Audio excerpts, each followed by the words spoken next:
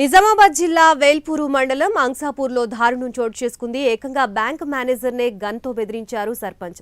రుణాల రికవరీ విషయంలో చూసి చూడనట్లు ఉండాలని యూనియన్ బ్యాంక్ మేనేజర్ నిధులు నిర్వహిస్తున్న అవినాష్ని బీఆర్ఎస్ పార్టీకి చెందిన పోచంపల్లి సర్పంచ్ దేశ్ పాండే అనంతరావు గన్తో బెదిరించారు. అనంతరావుని పోలీసులు అరెస్ట్ చేసి కేసు నమోదు చేశారు. కానీ నేను మీ అందరికీ చెప్తున్నా, ఊర్లో ఉన్న వాళ్ళందరికీ బ్రాంచ్ తరఫు నుంచి వాళ్ళు ఎటువంటి యాక్షన్ తీసుకున్నా నాకు మా సార్ కి ఎటువంటి సంబంధం లేదు. బ్రాంచ్ నుంచి వాళ్ళు బ్యాంక్ మొత్తం తీసేస్తారా, ఆఫీసర్ మీదకి గన్ పట్టుకొని వెళ్ళిండు అన్నదానికి వాళ్ళు నాన్ వైలెంట్ గా వాళ్ళు పోలీస్ కస్టడీకి పంపిస్తారా, దానికి నా భర్తకి ఎటువంటి సంబంధం లేదు.